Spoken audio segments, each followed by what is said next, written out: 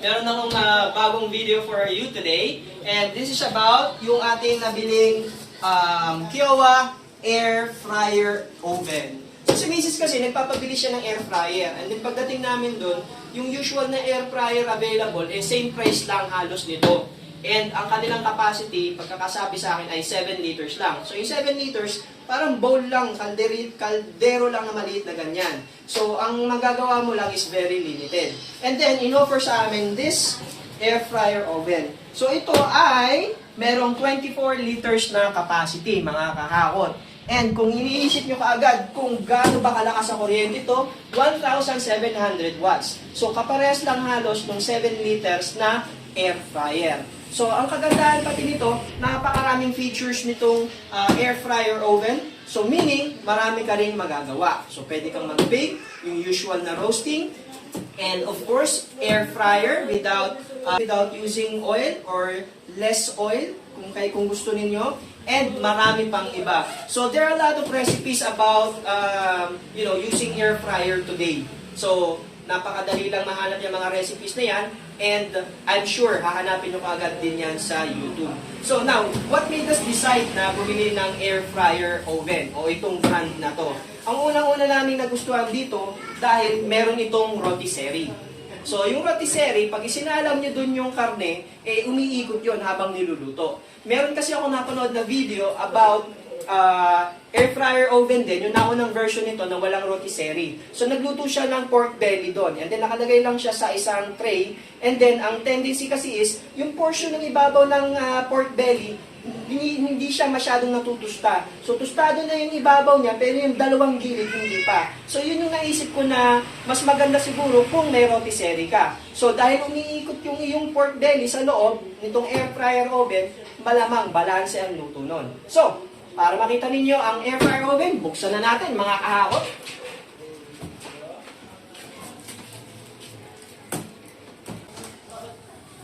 And then mamaya sasabihin ko sa inyo kung magkano namin nabili itong air fryer oven.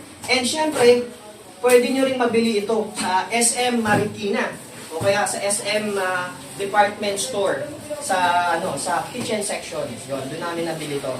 And yun nga lang, medyo mahirap yata itong buksan. Bababa pa pala natin ito. Kailangan natin ibaba sa sahig. Okay, sana makuha ko mga kahakot. Wait lang, wait lang. Okay. Okay, nakuha natin. Alright. So, ito yung air fryer. Okay, so ano ba yung mga features na nakalagay sa box? Unang-una, multifunction air fryer, convection, and rotisserie oven. Durable, stainless steel body, double-walled ang glass window with internal lamp. So, yun pang isa mga kakakot.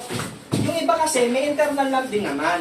Yun nga lang, hindi mo sila pwedeng patayin. Ito, pwede mong i-on off yung iyong internal lamp. So, meaning, additional savings na rin yun sa kuryente. Okay. So, tanggalin lang natin. Tanggalin lang muna yung ating styro. Alright. So, pagtanggal nyo ng packaging mga kahakot, nandito yung iba nilang mga accessories nakalagay sa styrofoam. Pero syempre, buksan muna natin i-reveal muna natin ang ating air fryer oven. So, yun nga po, stainless steel. Yung naunang version nito, kulay itim. Yan. So, yung sumunod ito, stainless steel body. Ito, aluminum to. Alam ko itong likod. Or, ewan ko, iron siguro, maybe. And, ito yung harap. Yan, mga kahakot. Okay. So, pakita ko sa inyo ha. So, may mga ilang features ito na talagang nagustuhan ko namin ni Mrs. Kaya ito na lang ang binili namin. Bukod sa medyo mas affordable siya kaysa dun sa ibang air fryer. Buksan. Alright. So, yung una kong sinabi, mga kahakot, ito yon, yung lamp. Yan yung on-off lamp. Okay? And then, isa pa, meron siyang tinatawag na drip pan. Ang tawag nila dito, cramp pan. Yun nga lang, para sa akin, drip pan to. Kasi, dito mapupunta yung tumutulong mantika. Kung makikita nyo, ayan, Natatanggal siya, di ba? Okay. So, natatanggal siya. So, hindi ka na mahirapan maglinis, dukot-dukot doon. Baka mamaya may masira ka pa or nag-aalangan ka, may masira ka doon. O kaya kung mainit pa, aantayin mo pa siyang lumamig. So, might as well, hanggat mainit pa yung mantika, matanggal na natin dito sa ating drip pan. So, yan ang maganda dyan. Nakatatanggal siya. Removable. Di ba? Galing. O. Yan. Okay, so yung heating element niya, merong 4 na heating element dito sa itaas, 2 sa baba. Yan. Tapos ito yung lamp. Okay.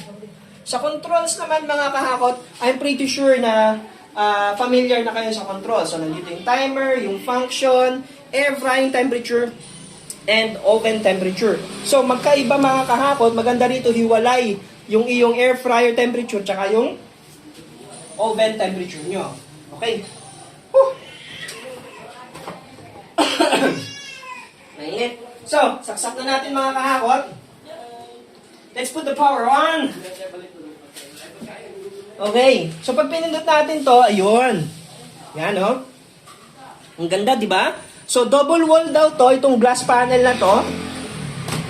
So, yung niluluto mo, kagandahan yan, nakikita mo, versus dun sa traditional na air fryer. So, dun talagang manghuhula ka minsan kung luto na ba siya or hindi. Kasi, syempre, hindi tayo pasanay kung paano lutuin yung air fryer. So, mas maganda nakikita rin natin yung condition ng ating niluluto. So, yan ang kagandahan yan. Okay. So, patayin muna natin yung lamp. And then, dito naman tayo sa mga accessories.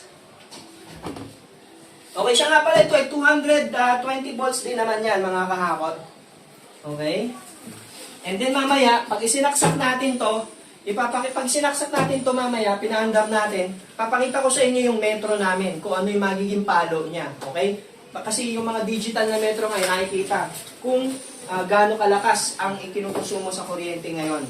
Okay? So, especially yung mga marurunong bumasa dyan ng metro, or may alam sa electrical, yan. Maganda yan, makikita ninyo mamaya.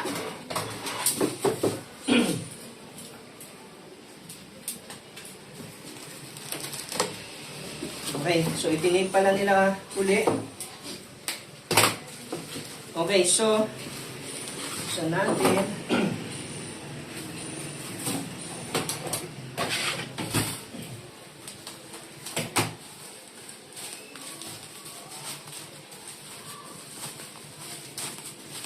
Okay, so una, ito yung tray. Ito yung kanyang handle. Siyempre, tanggalin natin ito pag hiwalayin niya yan. Okay, so malamang ito yung panghila-hila niya. Okay, so ito mapupunta dito sa loob. Kung magbe-bake kayo, yan ang gagamitin ninyo. Lalagay niyo dyan yung inyong bake pan, tapos ito yung panghila-hila ninyo. Yan. Okay? Pero kung gagamitin nyo talaga siya, meron dito.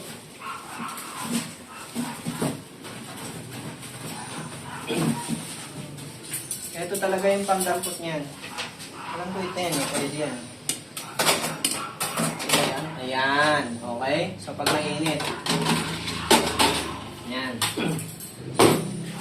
And then, ito naman yung rotisserie. Mga kahakot. So, dito nyo itutusok yung karne, yung pork belly or yung inyong chicken. Yan.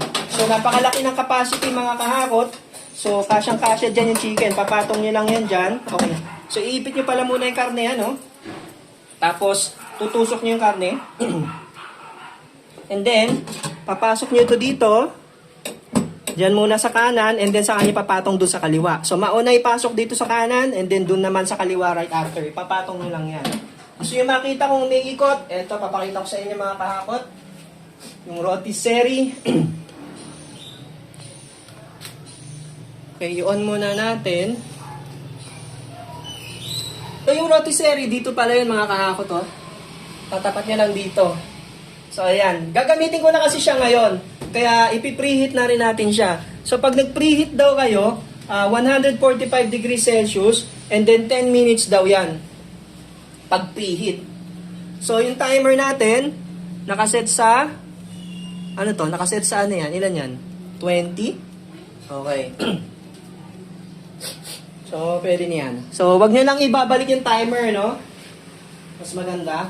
So, ayan mga kahakot, nakikita ninyo. So, pag binuksan kasi natin yan, i-stop yan. i-stop siya. Tapos yan, mainit na kaagad siya mga kahakot. So pag sinanar ninyo, aandar na uli siya. Yan. Diba? Imagine, yung inyong pork belly, mas perfect na ngayon ang pagkakaluto. So ito yung handle, pagtanggal ng tray. Ito naman, sa ilalim to. Okay, so pwede natin patayin na lang muna. Mamaya na natin tuloy ang pag-preheat. Ito pwede rin itong gamitin pag nagbe-bake. Dito yan sa pinakailalim. Yan, watch out lang. Ayan siya. Okay. What else pa ba? Aha, ito. Ito yung air fryer basket. So mamaya magluluto ako ng fried chicken.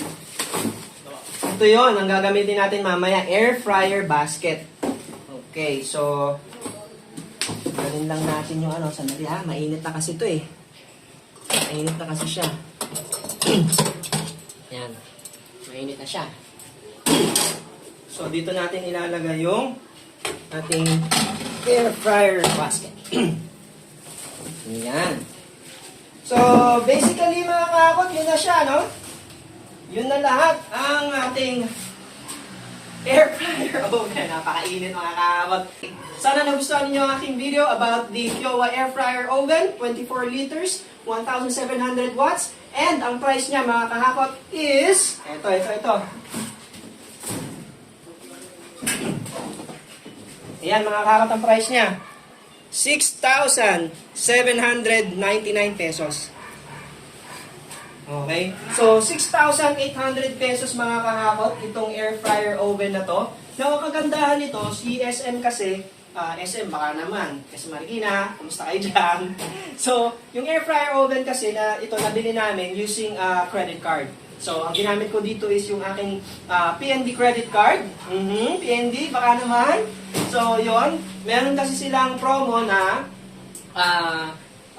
buy now, pay later. So, after 3 months, saka pa lang nabibil yung aking credit card. And then this, I paid for 3 months installment then. So, after 3 months, saka pa lang mag-start yung 3 months installment. So, I'm paying this for, how much?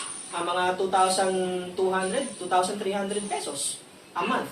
Yun. Okay. But of course, you can also buy this online. And alam ko, mas mura. Yun nga lang, you'll be buying it at your own risk. And kagandahan kasi nito, dahil sa department store ko siya binili, and then itatabi ko lang yung resibo, meron siyang 1-year warranty.